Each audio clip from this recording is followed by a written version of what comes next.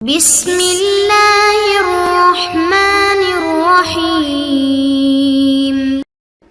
السلام علیکم معزز طلباء کرام، آپ سب کیسے ہیں؟ آج ہم تفسیر بیضاوی کے سبق نمبر 322 کو پڑھیں گے۔ آج کے ہمارے سبق کا عنوان ہے آدم کو سجدہ کرنے سے ابلیس کا انکار۔ آج کے ہمارے سبق کی عبارت فسجدوا الا ابلیس سے شروع ہوتی ہے۔ آئیے سب سے پہلے عبارت پڑھ کے اس کا ترجمہ کرتے ہیں، اس کے بعد اس کی وضاحت کی طرف بڑھتے ہیں۔ لیکن اتنی بات سمجھتے جائیں کہ آج ہم کیا پڑھنے جا رہے ہیں۔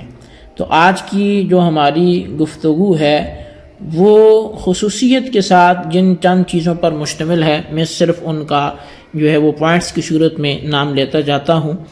سب سے پہلے یہ کہ ابلیس کو سجدہ کرنے سے کس چیز نے روکا، کیا سبب بنا، اور دوسرا چونکہ ایک لفظ استعمال ہوا ہے ابا واستکبرا، تو ابا میں ابا کا معنی کیا ہے اور استکبرا میں استکبار کے معنی کیا ہے، اور تکبر کسے کہتے ہیں یہ بھی ہم سمجھیں گے۔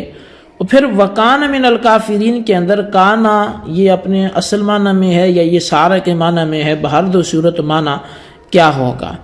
اور پھر آخر میں ہم یہ چیز بھی پڑھیں گے کہ وہ کافر کیوں ہوا، صرف اللہ کے امر کا انکار کر دینے سے یا کوئی اور سبب بھی تھا۔ تو اس حوالے سے بھی ہم گفتگو سنیں گے۔ تو بلا تاخیر ہم بڑھتے ہیں اپنے سبق کی عبارت اور اس کے ترجمے کی طرف، اس کے بعد اس کی وضاحت کریں گے۔ مصنف علیہ رحمہ لکھتے ہیں فسجدوا الا ابلیس ابا واستکبرا، پس سب نے سجدہ کیا سوائے ابلیس کے، اس نے انکار کیا اور بڑائی چاہی۔ امتنع عما امر به استکبارا من ان یتخذه وصلة فی عبادت ربه، وہ اس کام سے رک گیا جس کا اس کو حکم دیا گیا تھا، تکبر کرتے ہوئے، بڑائی چاہتے ہوئے اس بات سے کہ وہ اپنے رب کی عبادت میں کسی کو وسیلہ بنائے، او یعظمہ ویتلقاہ بالتحیۃ، یا یہ کہ اس نے انکار کر دیا اس بات سے کہ وہ آدم کی تعظیم کرے اور ان کو سلام کرے ادب کا، او یخدمہ، یا ان کی خدمت کرے، ویسعی فیما فیہ خیرہ وصلاحہ، اور وہ اس کوشش میں اس خیر کو اور اس درستگی کو حاصل کرنے کی کوشش کرے جو آدم میں ہے اس کے لیے۔ والاباء امتناع بالاختیار، اور اباء کا مطلب ہے کہ جان بوجھ کر بالاختیار کسی چیز کا انکار کر دینا ساتھ اس پر قادر ہونے کے۔ وَالتَّكَبُّرُ أَن يَرَى الرَّجُلُ نَفْسَهُ أَكْبَرَ مِنْ غَيْرِهِ، کہ کوئی شخص اپنے نفس کو غیر سے زیادہ بڑا سمجھے تو یہ تکبر ہے۔ وَالْإِسْتِكْبَارُ طَلَبُ ذَلِكَ بِالتَّشَبُّعِ، اور جو استکبار ہے وہ یہ کہ تصنع کر کے، جان بوجھ کے، زور کر کے اسی بڑائی کو طلب کرنا، یہ استکبار ہے۔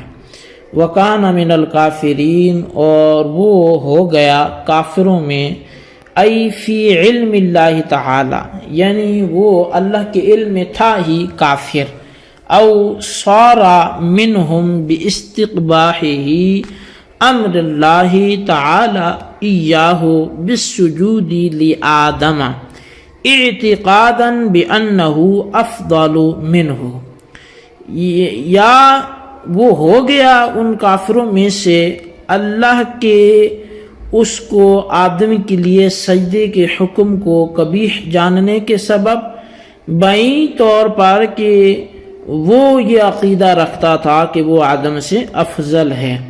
والافضل لا يحسن ان يؤمر بالتخضع للمفضول والتوسل به، اور افضل کے لیے یہ لائق نہیں ہے کہ اسے عاجزی کا حکم دیا جائے مفضول کے لیے اور اس سے مفضول کو وسیلہ بنانے کا حکم دیا جائے۔ کما اشعر بہ، کما اشار بہ قولہ، جیسا کہ اس کا قول جو ہے وہ بھی اسی طرف اشارہ دیتا ہے۔ قال انا خیر منہ، کہ اس نے بولا میں آدم سے بہتر ہوں۔ جوابا لقولہ، یہ اللہ تعالیٰ کے اس فرمان کے جواب میں اس نے بولا کہ جب رب نے فرمایا ما منعک ان تسجد لما خلقت بیدی استکبرت ام کنت من العالین، کہ تجھے کس چیز نے روکا اس بات سے کہ تو سجدہ کرے اسے کہ جیسے میں نے اپنے دست قدرت سے بنایا، تو نے بڑائی چاہی یا پھر تو عالین میں سے ہو گیا۔ لا بترک الواجب وحدہ، یہ اس کا استغفار، یہ اس کا کفر یا کافر ہونا یہ صرف واجب کو چھوڑنے کے سبب نہیں تھا۔ جی طلبہ کرام، یہ تھی ہمارے آج کے سبق کی عبارت اور اس کا ترجمہ۔ اب آئیے اس کی وضاحت کی طرف بڑھتے ہیں۔ آج کے ہمارے سبق میں جیسا کہ میں نے شروع میں چند چیزیں گنوائی تھی، تو ہم چند چیزوں کے حوالے سے بات کریں گے۔